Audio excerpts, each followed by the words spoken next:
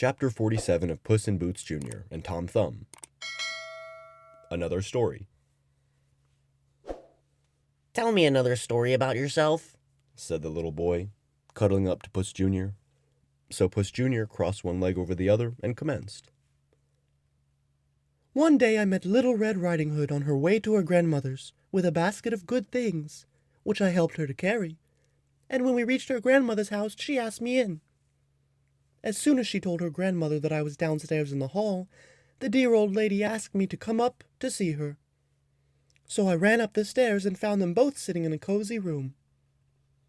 In the bay window was a box of red geraniums, and just above, hung from a nail in the wall, was a bird cage with a pretty yellow canary in it.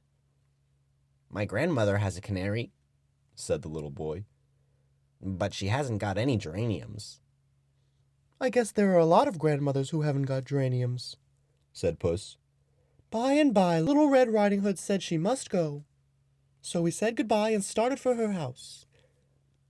I had a big staff in those days. It was very, very strong, and I could swing it like everything.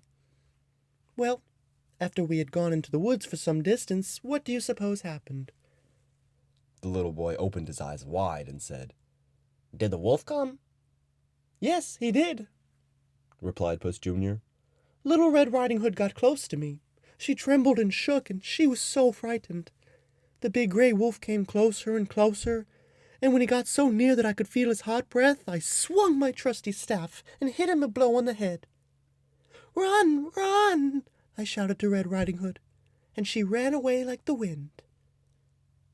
The wolf was badly stunned by the blow, and before he could get on his feet, I hit him again.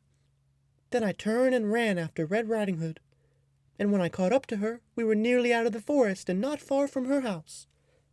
"My," said the little boy, drawing a long breath. "that was brave. Is that why someone gave you a sword?" "Not exactly," replied Puss Jr. "My Lord of Carabas presented me with this weapon." And Puss unsheathed his sword. "This is much better than my old staff, but in those days I didn't know much about swords, so I got along very well with what I had."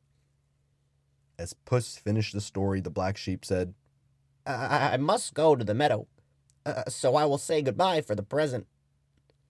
and he trotted off up the lane.